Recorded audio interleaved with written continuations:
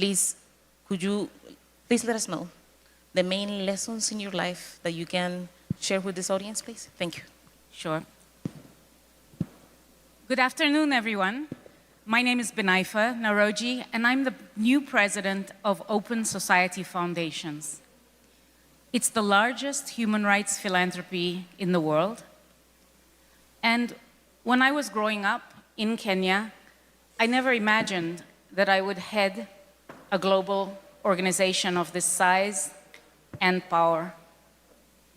I'm the first woman president of the organization in 45 years, and I'm the first woman of color. I grew up in Kenya, like many of you who were brought to Colombia as part of colonialism from Africa. Many Indians were brought as part of colonialism to East Africa. And so I'm Kenyan, I'm African, I grew up there, and I came to the US for education. So some of the messages that I want to share, particularly with the younger people in this crowd, the first thing is I think that you need to, first of all, own your power and be confident in the way that you walk in this world. There's so many messages that come to you from the time you're small. A girl can't do this, a girl can't do that, you shouldn't do that, you can't do that. And so you have to build inside of yourself the power and confidence and carry it with you wherever you go in the world. And there'll be many people who will help you on the way. But in the end, if you listen to all the messages outside about how you look and who you are, you will feel your confidence shaken. So the first message I have is carry your power inside you. The second thing is, don't be apologetic about the fact that we need to take our place at the table in places that we have never been before because there's been so much structural discrimination. And breaking these barriers is not easy. There'll be nobody there that looks like you. So again, you have to carry your power. There'll be people who will constantly be looking to see how you make your mistakes, that will not give you any chances, that will keep trying to tell you that you're the wrong person for that job. And I think that that's an important factor, is that you carry your power with you. There'll be great pressures for you to step aside, because once you get there, the job then will be to remove you. You'll constantly be tested. You'll constantly be told, you're not good enough, you're different, you can't do it. So we have to stand up in those places which we've never been before, where we are breaking the barrier. And not only do we stand for ourselves, we have to lift up the other voices, all the other voices that have been left out or left behind, and bring them with us. So we have a double responsibility, which makes our jobs even harder. In the end, what we want to see at Open Society Foundations, and we are a $1 billion organization annually that give grants and support to governments and non-governmental organizations to promote human rights, political participation, economic prosperity. What I work for is the vision of a world where everybody can thrive with economic prosperity, but also fully being included in society. And in whatever way we can support those of you in Colombia who have that shared aspiration, we are working with you. We have an office in Bogota, we have programs, we've worked in Pacifica as well. I was in Buenaventura last year, so we stand with all of the efforts that you're working with, and I look forward to continuing to work with you.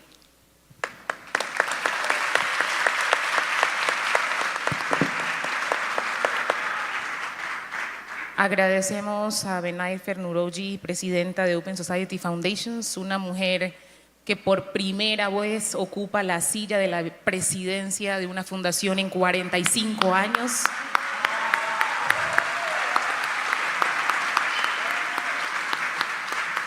Con orígenes en Kenia, y que nos muestra la importancia de honrar nuestro poder y llevarlo con orgullo.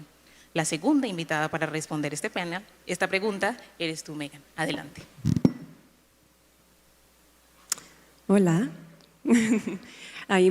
Muy buenas tardes. Me gustaría empezar en español.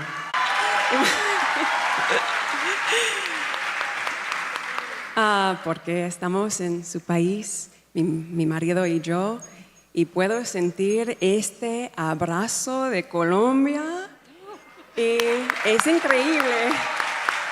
Entonces, gracias, muchas gracias, porque la cultura, la historia, todo estaba como un sueño, este viaje.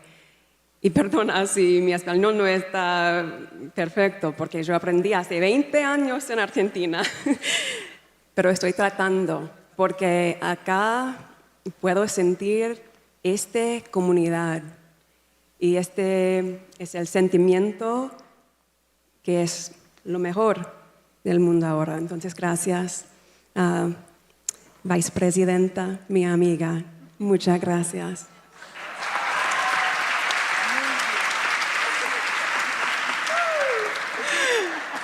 Y bueno, ahora en inglés. So I will say, from my standpoint, I was very fortunate at a young age to feel as though my voice was being heard. And I think that is a luxury that a lot of young girls and women aren't often afforded. I was 11 years old, and you may know the story. I had seen a commercial that I felt was sexist, and I wrote a letter, several letters about it, and the commercial was changed. When you're 11 years old, and you realize very quickly that your small voice can have a very large impact, I think it creates the framework to feel empowered to use your voice because you know you're being listened to. It doesn't ever feel good to use your voice and no one hears you. That's not ideal. So for us and the work that we do with the Archwell Foundation, certainly the work that we do as parents, as I do as a mother, is ensuring that young girls feel as though their voices are being heard, and also that young boys are being raised to listen and to hear those young women as well. And the same goes for adult women and men. This isn't something that can be solely responsible and in the hands of just women. Yes, we work incredibly well together as a team, but as my husband is great testament to, the role of men in this, of empowering women, of allowing them to know that their voices are heard, starting at a young age, all the way through adulthood is key. So at the Archwell Foundation, we are very dedicated to creating a sense of community, but also one in which women are heard and that their ideas are really felt and implemented in the programming that we do. So we just recently launched a program called the Parents Network, which is for parents who have lost children or have encountered the worst possible challenges and level of grief as a result of online harms, and allowing those mothers, those parents to be heard is very key to the work that we're doing. We also have something called the Welcome Project, where we are working with women specifically who have been displaced, and really giving them projects and work that are comparable to the work that I had done in the UK with something called the Hub Community Kitchen, which was also women in community, hearing each other, supporting each other. You know, you might be cooking together, you might be doing a craft together, but what are you doing at the same time? You're working on your mental health, your emotional healing, you're working towards supporting each other with microfinance and business building and partnership. So these are all the ways in which I see the spirit of community and of us supporting each other as women play themselves out in so many different facets of our lives.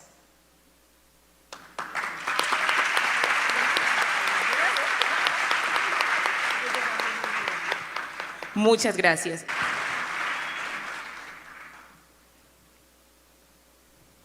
That was an incredible story. For me, I think I find inspiration in so many of the strong women that are around me, of course, my mother being one of them. You know, I think life is full of surprises and can be quite complex. And we've talked about over the past few days you finding your inspiration in this fighting spirit. And for me, we talked about the power of words as well.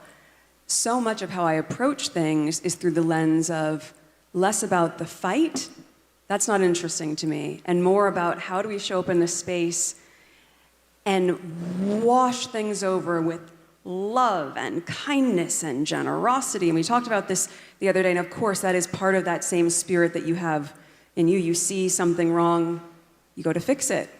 Maybe that's just a very female thing, whether it's a fan or something else. That's what we do, right? As women, we're multitaskers and we are fixers. And so when I try to look at the conditions in which will make women most comfortable in the space, that's multifaceted. And that includes finding ways to create political space where women's voices can be heard, in obviously business where women can have a seat at the table and be in positions of leadership, having examples as you do with your vice president. We all know how much representation matters. We all know that if you see someone who looks like you, who talks like you, who comes from a community like yours, that you can believe it's possible to also be in a similar position of power. So you're not underestimating yourself. You're not underestimating your worth. You're not underestimating your future. Instead, you're leaning into the possibility of every single thing that can happen because you have conditions surrounding you and examples in front of you that indicate that you, too, can help to change the world.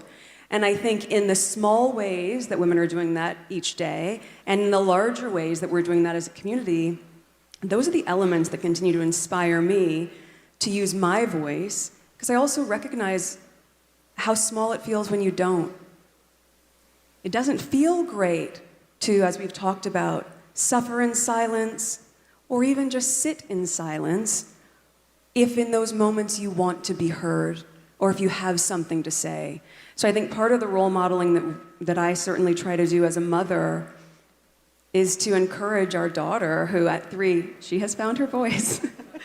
And we're so proud of that, because that is how we, as I was saying, create the conditions in which there's a ripple effect of young girls and young women knowing that if someone else is encouraging them to use their voice and be heard, that's what they're going to do, and they're going to create a very different environment than so many of us grew up in, where our voices were meant to be smaller. And now, in raising them, we're changing the conditions in the environment where everyone has space to be the best version of themselves.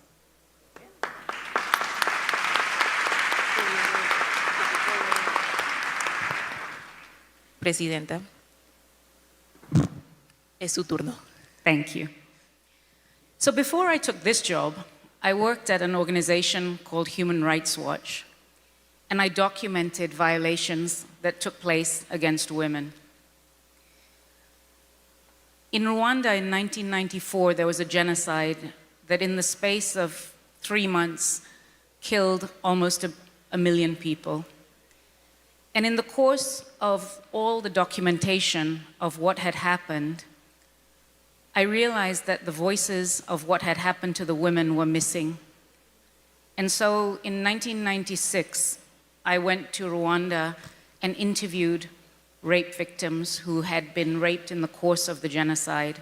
Horrific, horrific testimonies, individual rapes, gang rapes, sexual slavery, sexual mutilation, and many of these women still survived. They were not killed. And now they were living in a post-genocide society, taking care of their children, other children, living in poverty, trying to rebuild their lives. And their stories were totally absent from the narrative of the genocide. The United Nations set up a criminal tribunal to start prosecuting the top military and government officials who were responsible for the genocide. And in none of the cases that they brought at the beginning were there any charges of sexual violence against the perpetrators. When I left Rwanda with my notebook full of the voices of those women who had survived so much, including sexual violence, I knew that I had to do something. And I went to the tribunal and I said, you know, we want to help you. There's so many women who have suffered. These are crimes, crimes under international law. And the prosecutors said to us, well, those are sad stories, but those aren't crimes under international law. It's a shame what happened to the women.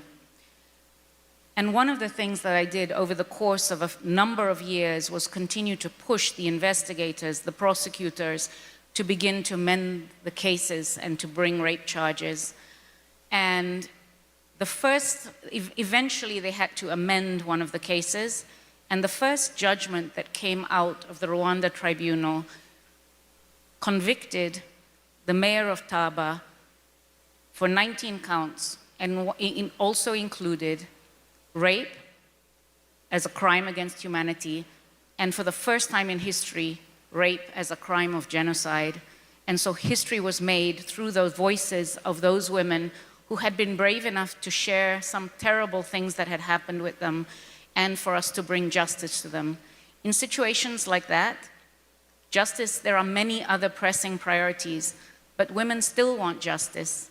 It's not unimportant for them, and it's important that in all our ways that we include women's voices. And so that has remained with me, and I continue to feel that if we can support the voices of women, particularly women who are blocked out through systematic discrimination, these are the voices that are going to take us into a new world. And why? Because these women, as the Vice President has said, are carrying so much and doing so much with so little. Imagine if we gave them more, if they had the tools, if they had the power, they could actually move things in ways that could make this world a better place.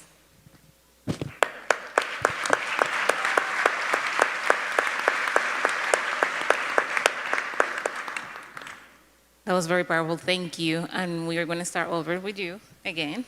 So to just go to the last round of questions. The final messages. Financing, financiamiento, todo este poder, dirían en el Pacífico, ¿con qué viene? Entonces vamos a tomar 2 minutos en esta última ronda para que ustedes nos puedan contar qué debe esperar esta audiencia, el país y el mundo. ¿Cuáles son los programas que van a lanzar a partir de sus diferentes fundaciones? ¿Cuáles son los proyectos que van a financiar con este coraje, con este poder, con estas voces tan especiales y tan inspiradoras? Empezamos con usted, Presidenta Benaifer. Thanks. So first of all, Open Society Foundations is committed to supporting work that advances gender and racial justice. In terms of the funding and the support, we see the organizing power of feminist, Afro-descendant, indigenous, caste-oppressed movements, because they hold very holistic approaches, interdependent, proven approaches that will help us to get out of the global crisis we find ourselves in. Not just the climate crisis, but also the global economic crisis, political crisis. We also see in the world an increasing attack against women and women's rights, an anti-rights, anti-gender response that is basically trying to push women back out of public spaces, out of feminist gains, even, for instance, access to reproductive health and ability to control one's own body. So Open Society Foundations is very much committed to push back against this reversal of rights. And then lastly, we are very concerned and committed to try and use creativity and imagination to think of a new economic paradigm that can be inclusive of the world and also inclusive of taking care of the planet. We've committed $400 million to assist in terms of new economic thinking, to try and look for new economic models and also ways in which we can create new jobs and have clean energy. We've put together an economic facility that is at the disposal of governments that want to work in a different way, to provide access to economists who are thinking differently to help governments actually do economic planning. So we see participatory democracy and economic empowerment totally twinned with each other. And as I said, Colombia, we are here. We have an office in Bogota. It's very much part and parcel of a place that we see has promise and that we want to continue to be an ally with you in your struggles. Thank you.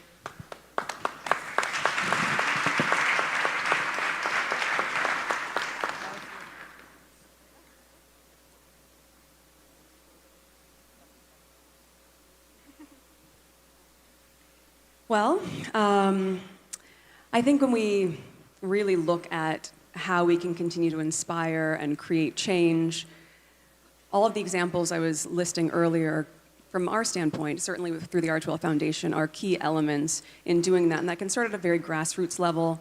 I do believe it also starts at home, modeling that behavior very young and seeing it work its way through. From my standpoint, how I will continue to express this, both through our foundation and through being able to move through the world, I suppose, is just looking at this as my chapter of joy. And the more that you are able to look at your life and really truly recognize that if you're going to be grateful for your life, you have to be grateful for all aspects of it. The parts that were opportunities of growth and may have felt really difficult, as well as the parts that feel inspiring, joyful, and full. And I think part of the role modeling doesn't necessarily need to be a large plan, it just needs to be an intention. And my intentionality is to enjoy this chapter and to be able to move through every piece of that as best as I can, modeling that if we are in the spirit of gratitude and of generosity, how we are able to connect with each other as women, how we are able to move through the world in a much freer way, I think is part of how we continue to create the conditions I was speaking about earlier. And you may have noticed it, my husband and I were talking about it this morning. I've just really relaxed on this trip. That's probably because it's Colombia and you all know how to have fun. But there's been something really, that's true. There's something so liberating about being able to be yourself and be comfortable in your skin and be surrounded in a space that is excited to see you exactly the way that you are. And so I think that is part of the chapter for me of joy that will hopefully continue to inspire and allow me to keep doing the work that we love to do, which is to just be of service and see other people live their lives through that same joyful spirit.